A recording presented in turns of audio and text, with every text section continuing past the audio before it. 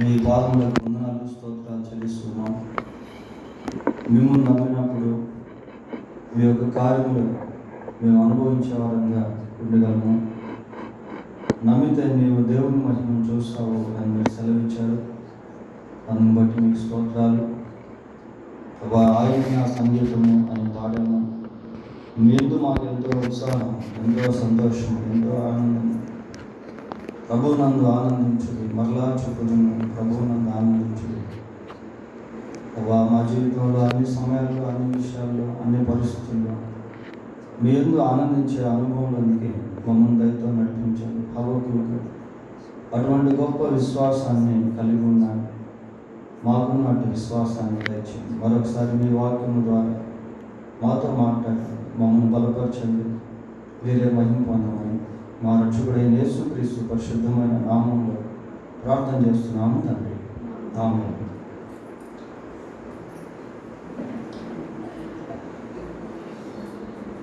Bible గ్రంథంలో ఉంది యోబు గ్రంథము 4వ అధ్యాయము 6వ వచనాన్ని చదువుతున్నాను.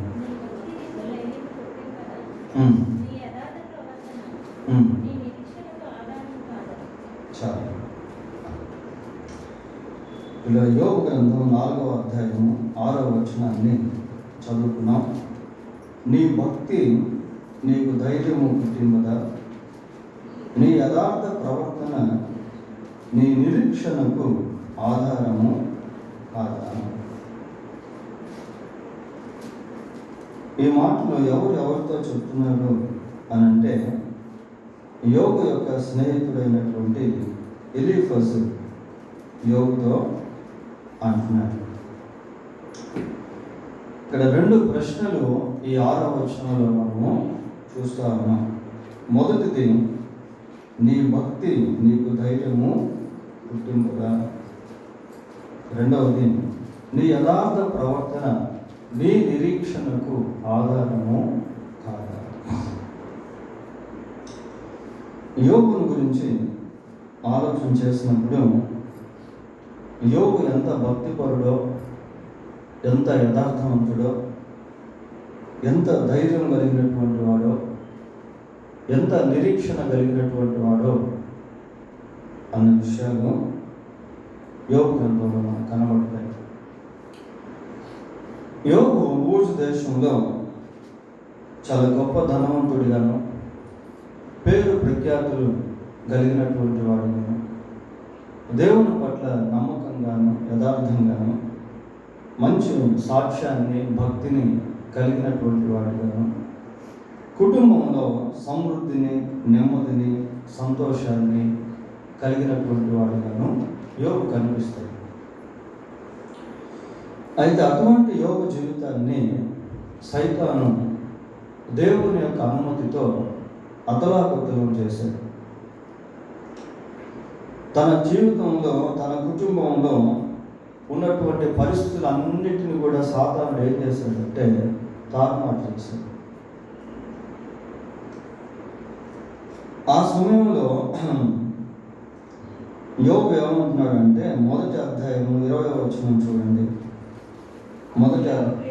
అప్పుడు యోబు లేచి తన పై వస్త్రము చింపుకొని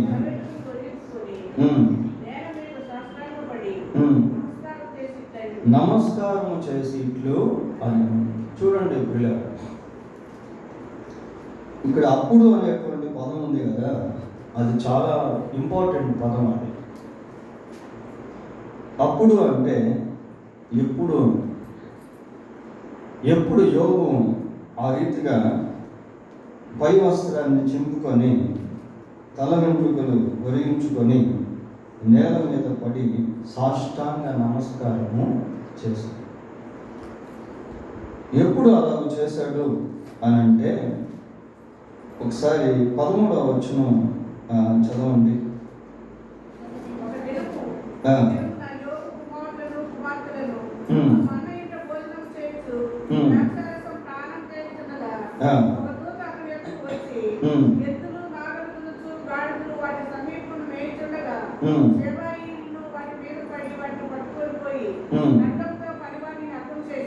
జరిగినది నీకు తెలియజేయటకై నేను ఒక్కడనే తప్పించుకొని వచ్చి ఉన్నానని. అతడు ఇంకా మాట్లాడుతుండగా మరి ఒకడు వచ్చి దేవుని అగ్ని ఆకాశం నుండి పడి గొర్రెలను పనివాటిని రగులుపెట్టి కాల్చివేశాడు. కానీ నీకు తెలియజేయటకు నేను ఒక్కడనే తప్పించుకొని వచ్చి ఉన్నానని. అతడు ఇంకా మాట్లాడుతుండగా మరి ఒకడు వచ్చి కల్దీయులు 3 సమూహములుగా వచ్చి గొర్రెల మీద పడి వాటిని కొనిపోయి గడ్డం చేత పనివారిని చంపి నీకు దాన్ని తెలియజేయటకు నేను ఒక్కడనే తప్పించుకొని వచ్చి ఉన్నానని. చాలు పిల్లలు ఈ చదువుకుంటూ వెళ్తూ ఉంటే ఇదేదో ఒకదాని తర్వాత ఒకటి కొంత గ్యాప్ ఇచ్చి జరిగినటువంటి విపత్తులు కావు.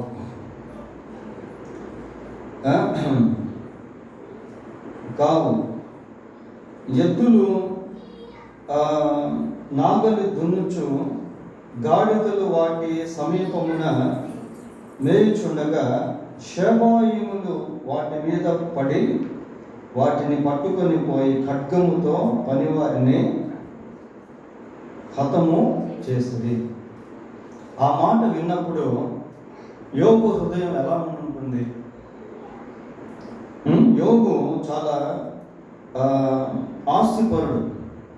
గొర్రెలు, ఒంటెలు, గాడిదలు, పనివారు, బంగారం, వెండి, బాగా రిచెస్ట్ మ్యాన్, చాలా గొప్ప ధనవంతుడు పిల్లలు. ఈ మాట విన్నప్పుడు యోబు హృదయం బహుశా కొంచెం బాధపడి ఉండొచ్చు. అతను చెప్పకముందే ఇంకొక వ్యక్తి వచ్చి ఇంకొక విపత్తుల గురించి మాట్లాడాడు. అతను మాట్లాడి చాలించకముందే ఇంకొక వ్యక్తి వచ్చి ఇంకొక నష్టముల గురించి, విపత్తుల గురించి మాట్లాడాడు. అలా మాట్లాడుతూ పోతూ 18వ వచనం ఒకసారి చదవండి. అతను మాట్లాడుతుండగా వేరొకడు వచ్చి నీ కుమారులను నీ కుమార్తెలను తమ అన్న ఇంట భోజనం చేయుచు ద్రాక్షారసం పానం చేయుచుండగా గొప్ప సుడిగాలి అరణ్య మార్గంగా వచ్చి ఆ ఇంటి నాలుగు మూలను కొట్టగా అది ఎవరి మీద పడినందున వారు చనిపోయేది.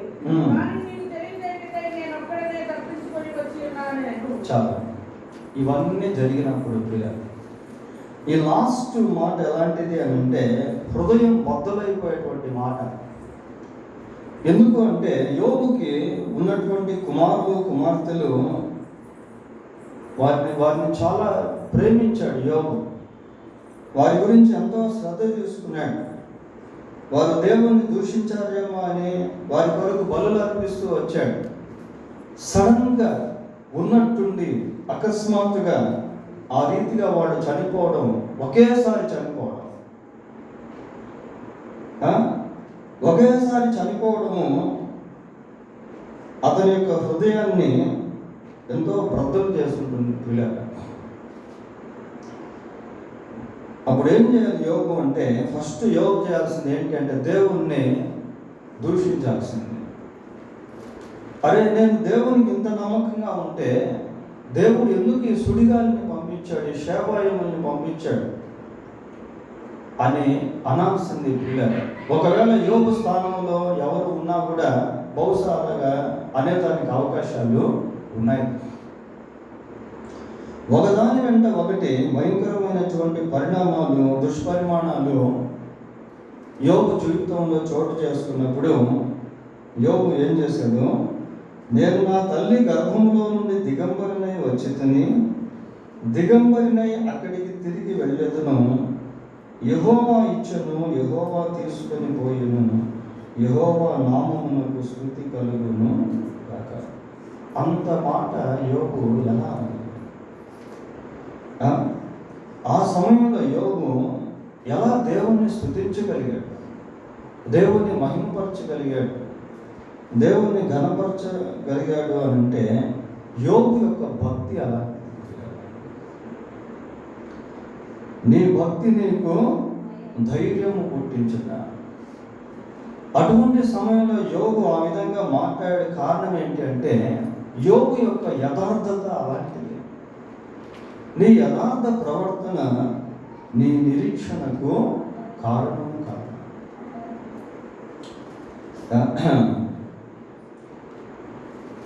ఈ యోబు యొక్క జీవితంలో 100% వాస్తవము అని చెప్పవచ్చు. ఎందుకు అంటే యోబు అటువంటి భక్తి జీవితాన్ని కట్టుకున్నాడు. యోబు అటువంటి యథార్థతను కలిగి ఉన్నాడు. చూడండి, ఒకసారి యోబు గ్రంథం 1వ అధ్యాయం 1వ వచనం చదువుదాం.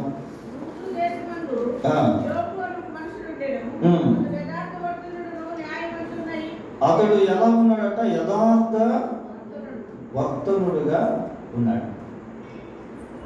మరి ఒకవేళ గ్రంథకర్త ఈ మాట యోబుని గురించి రాశాడేమో అనుకుంటే, సాక్షాత్తు దేవుడే యోబుని గురించి అట్టి సాక్ష్యాన్ని ఇచ్చాడు. 8వ వచనం చదవండి. అందుకు యెహోవా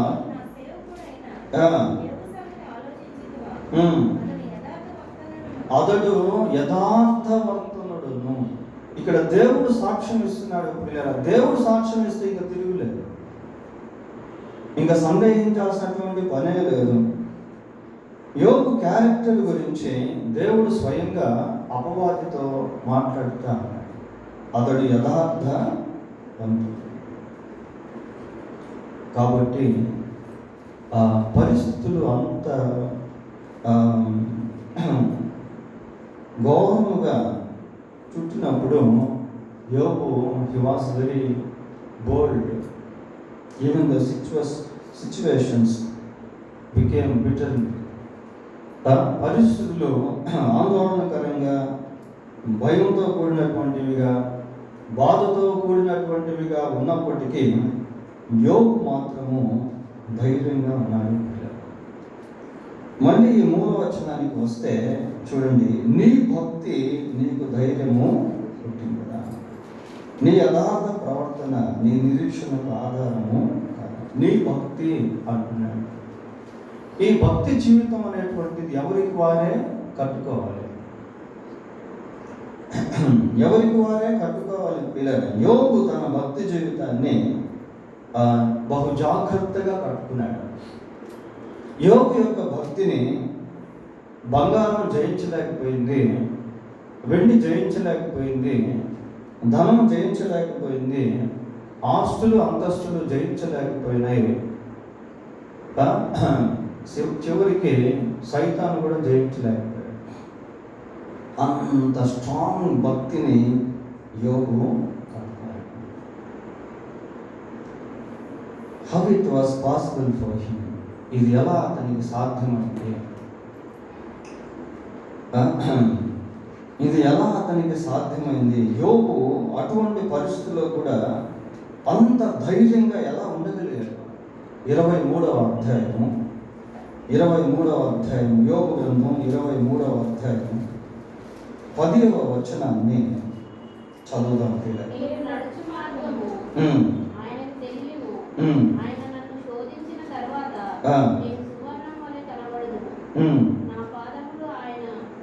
చాలు. నేను నడుచు మార్గము ఆయనకు తెలియను, ఆయన నన్ను శోధించిన తరువాత నేను సువర్ణము వలె కనబడుతున్నాను. చూడండి పిల్లలు, సువర్ణము అంటే బంగారం. బంగారాన్ని పుటం వేసిన తర్వాత దాంట్లో ఉన్నటువంటి ఆ స్వచ్ఛదనం అనేది బయటకు వస్తుంది. మన జీవితంలో కూడా విశ్వాసము శ్రమల ద్వారా, శోధనల ద్వారా పరీక్షించబడినప్పుడు, నష్టముల ద్వారా పరీక్షించబడినప్పుడు అక్కడ మన భక్తిని మనం లెక్క వేసుకోవాలి, కొలతలు వేసుకోవాలి. In what extent I have the fear of God. ఎంతవరకు నేను దేవుని పట్ల భక్తిని కలిగి ఉన్నాను. నేను నడుచు మార్గము ఆయనకు తెలియను అంటున్నాడు. ఇప్పుడు చదవండి కింద. నా పాదములు, ఇది ఇంపార్టెంట్, నా పాదములు ఆయన అడుగు జాడలను విడువక నడిచినవి, నేను ఇటు అటు తొలగక ఆయన మార్గము ననుసరించితిని. ఎంత ఖచ్చితంగా చెప్తున్నాడో చూడండి. నా పాదములు ఆయన అడుగు జాడలను విడువక నడిచినవి. అంటే దేవుడు ఏది చెప్తే అది చేస్తా అన్నాడు. దేవుడు ఏది చేయొద్దంటే అది చేయకుండా అన్నాడు. అంటే దేవుడు ఎక్కడికి వెళ్తే అక్కడికి వెళ్ళడం, అడుగు జాడల్లో అడుగులు వేయడం అంటే దేవుడు ఎక్కడికి వెళ్తే అక్కడికి వెళ్ళటం. ఒకవేళ అది మనం భౌతికంగా చూడలేకపోవచ్చు. హనోకుని గురించి కూడా ఆ మాటలు మనం చదువుతాం. హనోకు దేవునితో నడిచాను. అంటే దేవుని యొక్క అడుగుజాడల్లో నడవడం అంటే దేవునికి లోబడి జీవించడం, దేవుని మాట పట్ల విధేయత చూపించడం, దేవుడు ఏదైతే చేయమంటాడో అది చేయడం, దేవుడు ఏదైతే చేయొద్దు అంటాడో అది చేయకుండా ఉండడం. నా పాదములు ఆయన అడుగుజాడలను విడువక నడిచినవి, నేను ఇటు అటు తొలగక ఆయన మార్గము అనుసరించుతుంది. తొలగేదానికి అవకాశాలు వస్తాయి పిల్లలు. ఇప్పుడు యోగుకు వచ్చినటువంటి శోధన అలాంటిది. దేవుణ్ణి విడిచిపెట్టేటువంటి శోధన, యథార్థతని విడిచిపెట్టేటువంటి శోధన, భక్తిని విడిచిపెట్టేటువంటి శోధన, దేవునిపై ఆయాసపడేటువంటి శోధన. అంతెందుకు భార్య వచ్చి యోగుతో ఏమనింది, ఇంకా నువ్వు యథార్థత విడవకుండా ఉంటావా? దేవుణ్ణి శోధించి మరణం కమ్ము, దూషించి మరణం కమ్ము, ఇంకా ఎందుకు ఈ యథార్థత అని మిగిలినటువంటి ఒకే ఒక మనిషి కుటుంబంలో ఆమె కూడా శోధించి. కొన్ని స్నేహితులు వచ్చారు, వాళ్ళేమన్నా ఓటించారా, వాళ్ళేమన్నా ఆదరించారా, వాళ్ళేమన్నా ధైర్యపరిచారా, బలపరిచారా అంటే వాటికి బదులు వాళ్ళు కూడా యోగుని నిందించడం జరిగింది. కొన్ని సందర్భాల్లో బలపరిచినట్టు కనిపించినప్పటికీ ఎన్నో ప్రశ్నల వర్షాన్ని కురిపించి వాళ్ళు కూడా యోగును అనేక విధాలుగా నిందించారు. అయితే యోగు యొక్క స్టాండర్డ్స్ ఏంటి అనేది మనం పరిశీలిస్తా ఉన్నాం.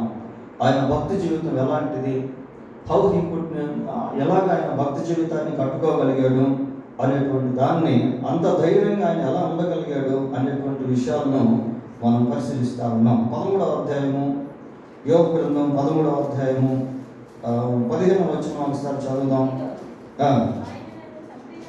ఆయన నన్ను చంపినను,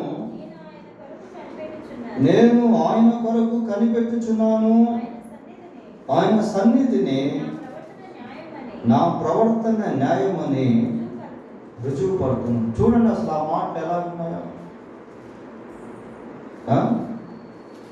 ఇదిగో ఆయన నన్ను చంపినను, నేను ఆయన కొరకు కనిపెట్టుచున్నాను, ఆయన సన్నిధిని నా ప్రవర్తన న్యాయమని రుజువు పడుతున్నాను. అంత ధైర్యంగా చెప్పగలరు ఎవరైనా? దేవుని సన్నిధిలో నేను యథార్థవంతుణ్ణి అని ఎవరు రుజువు చేసుకోగలరు పిల్లలు? నా ప్రవర్తన న్యాయము అని నేను రుజువు చేసుకుంటాను అంటున్నాడు. అంత ధైర్యంగా ఎలా మాట్లాడగలుగుతున్నాడు అంటే ఆ విధంగా ఆయన జీవించాడు. ఆ విధంగా ఆయన జీవించాడు పిల్లలు. యథార్థంగా జీవిస్తున్నటువంటి సమయంలో హృదయంలో గొప్ప సంతోషం, గొప్ప ధైర్యం అనేటువంటిది ఉంటుంది, గొప్ప సమాధానం అనేటువంటిది ఉంటుంది. చుట్టుపక్కల ఎన్ని కలవరాలు ఉన్నప్పటికీ, ఎన్ని భయాలు ఉన్నప్పటికీ, ఎంతమంది నిందిస్తూ ఉన్నప్పటికీ హృదయంలో మాత్రం గొప్ప సమాధానం, నెమ్మది అనేటువంటిది ఉంటుంది పిల్లలు. యోబు అదే కలిగి ఉన్నాడు. కుమారులు చనిపోయారు, కుమార్తెలు చనిపోయారు, గొర్రెలు చనిపోయినాయి, ఒంటెలు చనిపోయినాయి, పనివాళ్ళు చనిపోయారు, ఆస్తి నష్టం అయిపోయింది. అయినా కూడా యోబు ఎలా ఉన్నాడంటే ధైర్యంగా ఉన్నాడు. అటువంటి భక్తి జీవితాన్ని యోబు కట్టుకున్నాడు. 27వ అధ్యాయము, యోబు గ్రంథం 27వ అధ్యాయము 5-6 వచనాలు చదువుతాం. మీరు చెప్పినది న్యాయమని నేను ఏమాత్రము ఒప్పుకొనను, మరణమగు వరకు నేను ఎంత మాత్రము యథార్థత విడువను. చూడండి పిల్లరా, యోబు చెబుతున్నటువంటి మాటలు ఇవి. మీరు చెప్పినది న్యాయము, న్యాయమని నేనెంత మాత్రము ఒప్పుకొనను, మరణము వరకు నేనెంత మాత్రమును యథార్థతను విడువను. మరణం వరకు యథార్థతను కాపాడుకుంటాను. మరణం వరకు యథార్థతను కాపాడుకుంటాను. చనిపోయినా పర్వాలేదు కానీ యథార్థవంతుడుగానే చనిపోతాను. యథార్థతను వదిలేసి చనిపోను. ఆ స్టాండర్డ్స్ అట్లాంటివి ప్రియులారా, ఆ పునాదులు అలాంటివి. అందుకే సైతాను ఎన్ని విధాలుగా యోబును కదిలించినప్పటికీ యోబు ఎక్కడ షేక్ కాలేదు, యోబు ఎక్కడ కదిలిపోలేదు. లాస్ట్కి యోబు యొక్క శరీరంలో కూడా రోగం అనేది వచ్చేసింది. ఎట్లాంటి రోగం అంటే అరికాలు మొదలుకొని నటనెత్తి వరకు. ఆ పరిస్థితుల్లో కూడా యోబు గొప్ప నిరీక్షణను కలిగి ఉన్నాడు. కారణం ఏంటి అంటే యోబు యొక్క భక్తి అలాంటిది, యోబు యొక్క యథార్థత అలాంటిది ప్రియులారా.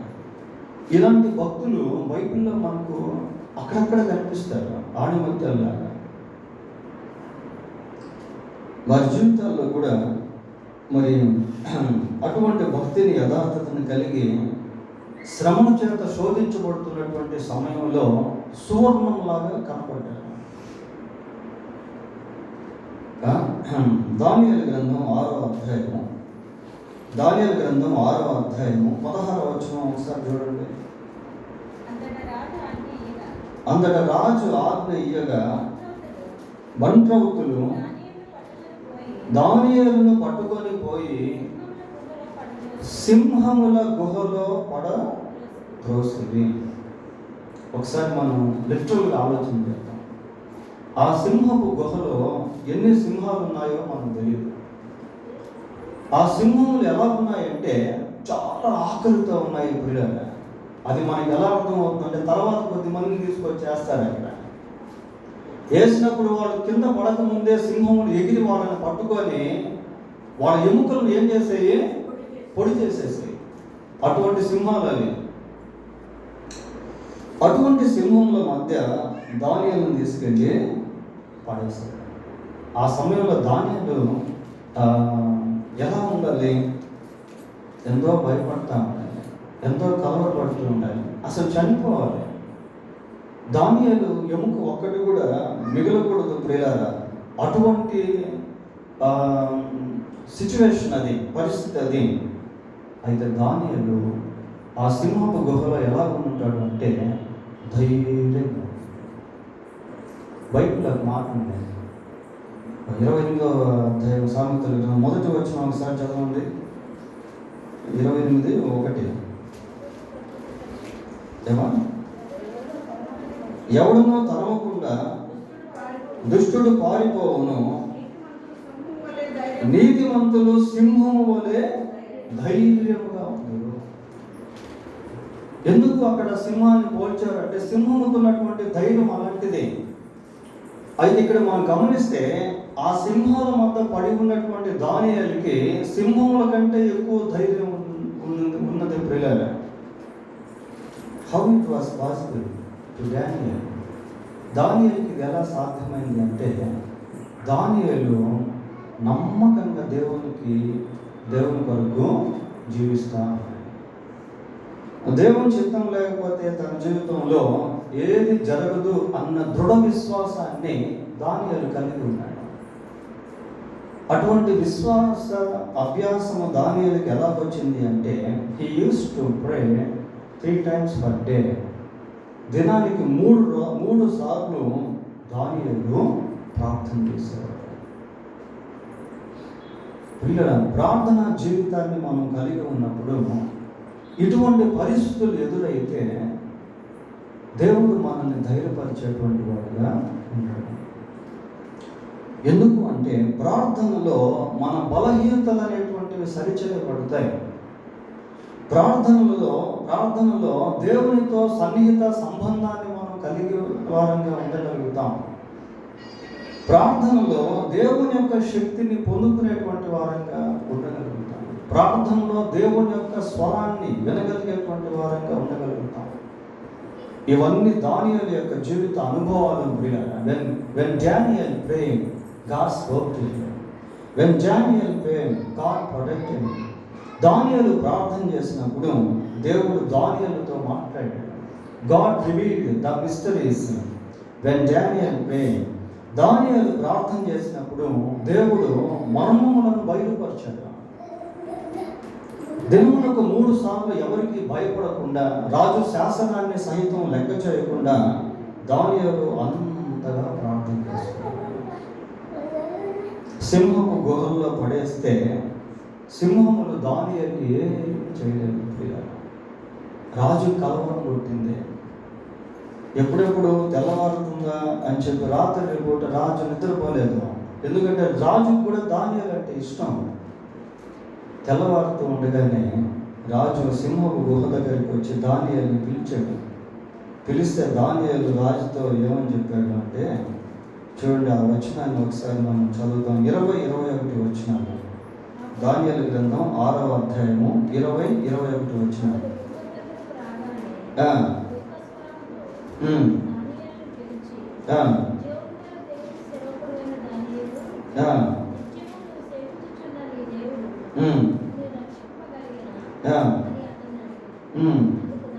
అందుకు దానియేలు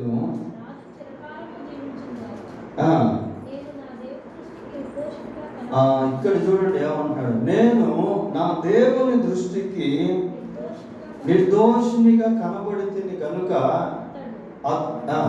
ఆయన తన దూతను పంపించి సింహముల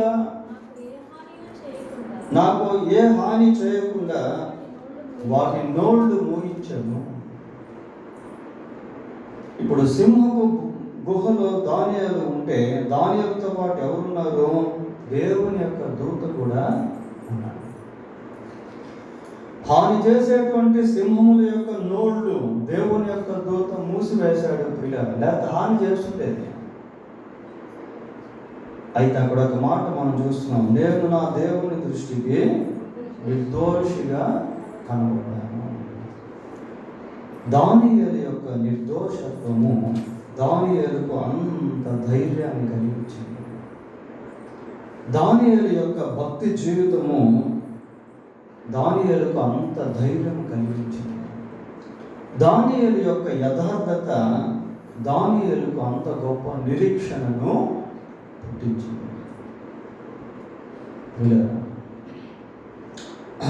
నీ భక్తి నీకు ధైర్యము పుట్టింపద, నీ యథార్థ ప్రవర్తన నీ నిరీక్షణకు ఆధారము కాదు. యెహోవా ఇచ్చెను, యెహోవా తీసుకొని పోయెను అన్న దగ్గర బహుశా యోబుకి ఇంకొక తలం కూడా ఉండవచ్చు. ఏంటంటే యెహోవా మరలా ఇచ్చును, యెహోవా మరలా ఇచ్చును. ఒక్కసారి ఇచ్చిన దేవుడు ఇంకొకసారి ఎందుకు ఇవ్వడు? ప్రియులారా, ఇచ్చాడా లేదా? లాస్ట్కి ఎట్టిచ్చాడు? 200గా ఇచ్చాడు. దేవుడు అడుగు వాటి కంటే ఊహించు వాటి కంటే అత్యధికంగా ఇచ్చాడు. మనం కొన్నిసార్లు కొంచెం అడుగుతాం, కానీ దేవుడు అత్యధికంగా ఇస్తాడు. హన్న ప్రార్థన చేస్తూ ఒక మగబిడ్డ కోసం ప్రార్థన చేస్తాడు. దేవుడు ఒక మగబిడ్డను హన్నాకి ఇచ్చాడు. హన్నా రిటర్న్ చేసింది. మళ్ళీ హన్నాకు దేవుడు ఏమిచ్చాడు? 3 కుమారులను 2 కుమార్తెలను ఇచ్చాడు. అడిగిందా హన్నా నాకు 3 కుమారులు ఇమ్మని? అడిగినట్టు మనకి బైబిల్లో కనబడుతాం. ఒక బిడ్డనే అడిగినట్టు కనబడుతుంది.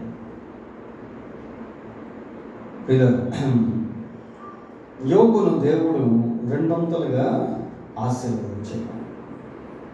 తర్వాత యోసేపుల గురించి మనం గమనిస్తే అప్పటికి యోసేపుకి ఇంకా పెళ్లి కాలేదు. మంచి సౌందర్యవంతుడు, ఎంతగానో శోధించబడ్డాడు, కానీ దేవుని కొరకు నిలబడ్డాడు. పిల్లల యవనస్తులు దేవుని కొరకు నిలబడితే, యవనస్తులు వారి యొక్క పవిత్రతను దేవుని కొరకు జాగ్రత్తగా కాపాడుకుంటే దేవుడు వారికి గొప్ప భవిష్యత్తును అనుగ్రహిస్తాడు. దానికి చక్కటి నిదర్శనమే యోసేపు యొక్క జీవితం. యోసేపు యథార్థవంతుడిగా ఉన్నాడు ప్రియులారా. ఒకసారి చూద్దాం. ఆదికాండం 39వ అధ్యాయము 19వ వచనం. 39, 19.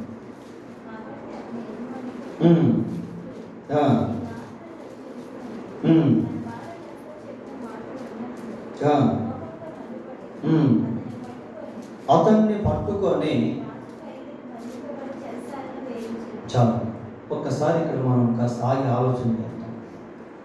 కోపముతో మండిపడి అందా, కోపంతో మండిపడి అతన్ని పట్టుకున్న తర్వాత కొట్టకుండా ఉంటాడా? మరి నా భార్య విషయంలో ఈ వ్యక్తి తప్పు చేశాడు అని సహజంగా ఆ భర్తకి చాలా కోపం వచ్చినట్టు కూడా కనిపిస్తూ ఉంది అక్కడ. కోపంతో మండిపడి అని, కోపంతో మండిపడి అతన్ని పట్టుకొని, ఆ సమయంలో యోసేపు హృదయం ఎలా ఉండొచ్చు? ఆ సమయంలో యోసేపును చూసినటువంటి వాళ్ళు చీ అని మొహాన ఊసేటువంటి విధంగా ఉండొచ్చు. ఇటువంటి ఘోరమైనటువంటి పని చేసేవారు ఒకవేళ ఇతరులు కూడా నిందించుండొచ్చు. అరే, నేను నిన్ను నమ్మి నా ఇంట్లో నమ్మకస్తుడు అని పెట్టుకుంటే నువ్వు ఈ పని చేసావని పోతీఫర్ అడిగి ఉండవచ్చు. తీసుకెళ్ళి చెరసాలలో పడేశారు. కానీ యోసేపు యొక్క హృదయంలో ఎక్కడ కూడా భయము కానీ, కలవరం కానీ, నేరారోపణ కానీ లేవు. ఎందుకు అంటే యోసేపు ఏ తప్పు కూడా చేయలేదు. 40వ అధ్యాయము 15వ వచనం. ఆదికాండం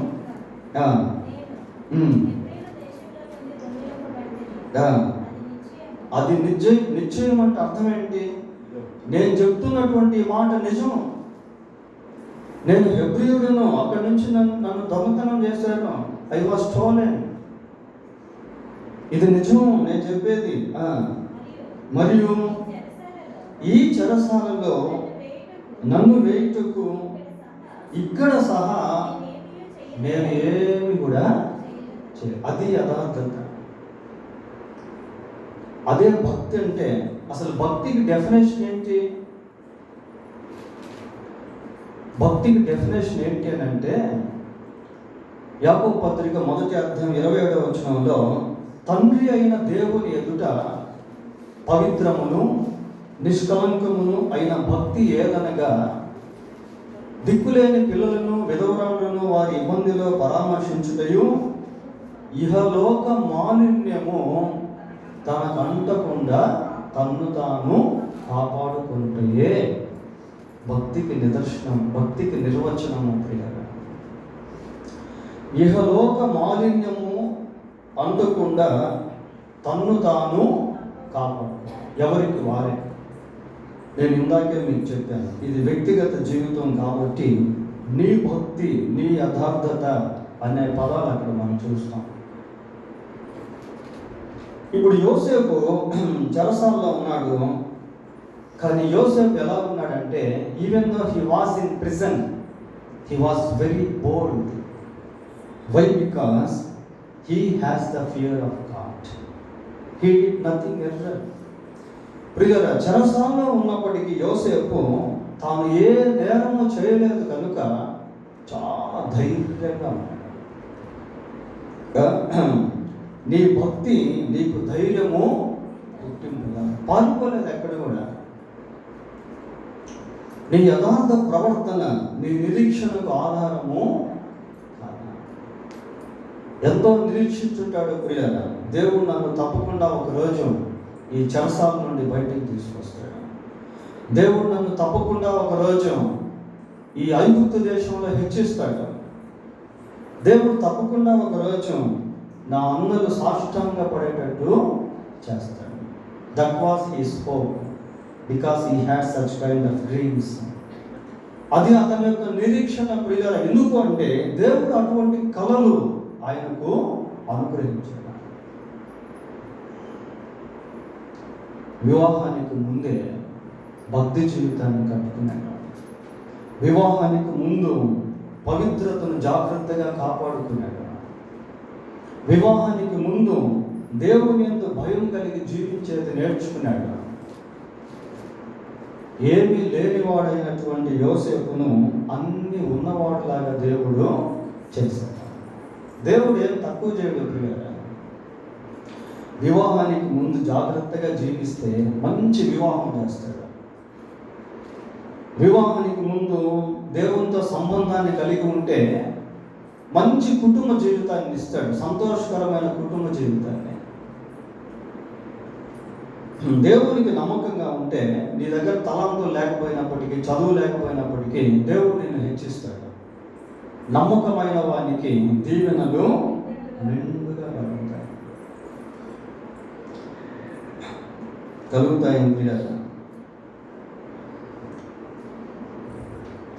తర్వాత హిజ్కియా గురించి కూడా మనం చూద్దాం. హిజ్కియా యూదులకు రాజు, యూదా ప్రజలకు రాజుగా ఉన్నాడు. అతని జీవితంలో కూడా ఎన్నో సమస్యలు అనేటువంటివి వచ్చాయి. లాస్ట్కి ఒక సమస్య వచ్చింది. ఏంటి ఆ సమస్య అంటే మరణం, చావు. ఇంకా అదే అతనికి ఫైనల్ అన్నమాట. ప్రవక్త వచ్చి అతన్ని హెచ్చరించాడు, బాబు నీవు ఇంకా చనిపోబోతున్నావు కాబట్టి నీ ఇల్లు చక్కబెట్టుకో అన్నాడు. అలా ప్రవక్త మాట్లాడిన తర్వాత రాజు ఒక్కసారి గోడ వైపు తిరిగి ప్రార్థన చేయడం ప్రారంభించాడు, కన్నీరు కార్చడం ప్రారంభించాడు. ఆ కన్నీటి ప్రార్థనలో రాజు యొక్క జీవితం ఎలాంటిదో అనేది సాక్ష్యం ఇచ్చాడు. చూడండి, రాజుల 2వ గ్రంథం 20వ అధ్యాయం. రాజుల 2వ గ్రంథం 20వ అధ్యాయము 2వ వచనం చదవండి. అతడు తన ముఖము గోడ తట్టు తిప్పుకొని, యెహోవా యథార్థ హృదయుడనై సత్యముతో నీ సన్నిధిని నేనెట్లు నడుచుకుంటునో, నీ దృష్టికి అనుకూలముగా సమస్తమును నేనెట్లు జరిగించుతునో కృపతో జ్ఞాపకము చేసుకున్నామని హిజ్కియా కన్నీరు విడుచుచు యెహోవాకు ప్రార్థన చేశాడు. ఆ ప్రార్థన పద్యం లాంటిది కాదు ప్రియులారా. ఆ ప్రార్థన అదేదో పొయిటికల్ ఫామ్ కాదు. అది తన జీవితాన్ని దేవుని సన్నిధిలో కుమ్మరించేటువంటి ప్రార్థన, తన జీవితాన్ని దేవుని సన్నిధిలో పరిచిపెట్టేటువంటి ప్రార్థన. అది తన యథార్థతను గురించి దేవునితో మాట్లాడుతూ ఉన్నాడు. సమస్త విషయాల్లో తాను ఏ విధంగా జీవించాడు అనేటువంటి దాన్ని దేవునికి జ్ఞాపకం చేస్తూ ఉన్నాడు. ఆ ప్రార్థన విని దేవుడు ఒక తీర్మానం చేసుకున్నాడు. ఏమని తీర్మానం చేసుకున్నాడు అంటే, ఇదిగో నీకు 15 సంవత్సరాల ఆయుష్ను పొడిగిస్తాడు. పిల్లల గాడ్ ఈస్ వాచింగ్ us. దేవుడు మనల్ని చూస్తా ఉన్నాడు. మన భక్తి ఏంటి, మన ప్రార్థన ఏంటి, మన యథార్థత ఏంటి, మన విశ్వాసం ఏంటి. నీ భక్తి నీకు ధైర్యము పుట్టింపదా? నీ యథార్థ ప్రవర్తన నీ నిరీక్షణకు ఆధారం కాదు. చివరిగా లూకా సువార్త 1వ అధ్యాయము 34వ వచనాన్ని చదువుకుందాం. 1వ అధ్యాయము 34వ వచనం. అందుకు మరియా, నేను పురుషుని ఎరగని దాననే ఇది ఎలాగూ జరుగును. ఎవరితో చెప్తుంది ఈ మాట? దూతతో చెప్తా ఉంది ప్రియులారా. దూతతో అంత ధైర్యంగా మరియా ఎలా చెప్పగలిగింది అంటే, మరియా ఆ స్థితిలో జీవిస్తూ వచ్చింది. యవ్వన కాలంలో ఉంది, ఇంకా వివాహం కాలేదు. తన కన్యత్వాన్ని జాగ్రత్తగా కాపాడుకుంటూ, నేను పురుషుని ఎరగని దాన్ని. అంత ధైర్యంగా దూతతో మరియు మాట్లాడడానికి కారణం ఏంటి అంటే, ఆమె యథార్థత అలాంటిది, ఆమె భక్తి అలాంటిది.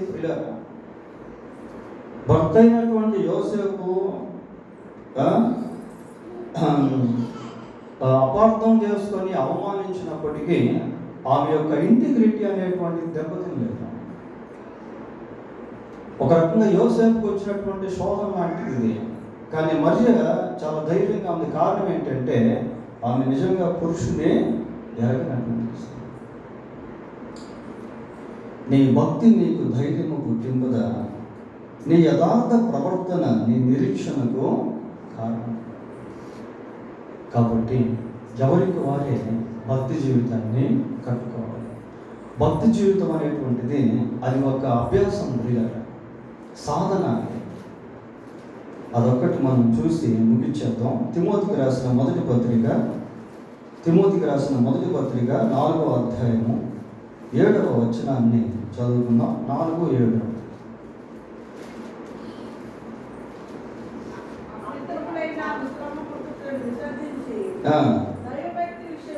దైవ భక్తి విషయములో నీకు నీవే సాధకము చేసుకో. అపవిత్రమైన ముసలమ్మ ముచ్చట్లను విసర్జించి దైవ భక్తి విషయంలో నీకు నీవే సాధకము చేసుకున్నాము. సాధకం అంటే అభ్యాసం, ఒక్కరోజుతో వచ్చేది కాదు ఇది. దాన్ని సాధన చేసుకోవాలి, సాధకం చేసుకోవాలి, ప్రాక్టీస్ చేసుకోవాలి, తర్బీదు చేసుకోవాలి. భక్తిని చిన్నగా పెంచుకుంటూ వెళ్ళటం, చెడుతనాన్ని విసర్జించడం, యథార్థతను నేర్చుకోవడం, దేవుని సన్నిధిలో పరిశుద్ధపరచుకోవడం, దేవుని ద్వారా జయాన్ని పొందుకోవడం. ప్రియుల దేవుడు సహాయం చేస్తాడు. ఆయన వాక్యాన్ని అనుసరించి జీవించడం, ఆయన అడుగుజాడల్లో యోబు నడుచుకుంటూ వెళ్ళాడంట. పిల్లలు, నీ వాక్యమే నా పాదములకు దీపము, నా త్రోవకు వెలుగై. కాబట్టి దేవుని వాక్యాన్ని అనుసరిస్తూ ఉన్నప్పుడు మనం యథార్థంగా జీవించే వారంగా ఉండగలుగుతాం. దేవుని వాక్యాన్ని అనుసరిస్తూ ఉన్నప్పుడు మంచి భక్తిని కట్టుకునేటువంటి వారిగా ఉండగలుగుతాం. ఆ భక్తి మనకు ధైర్యాన్ని ఇచ్చేదిగా, ఆ యథార్థత మనకు నిరీక్షణను ఇచ్చేటువంటిదిగా ఉంటుంది. దేవుడు తన వాక్యాన్ని దీవించుగాక. ప్రార్థన చేస్తాం.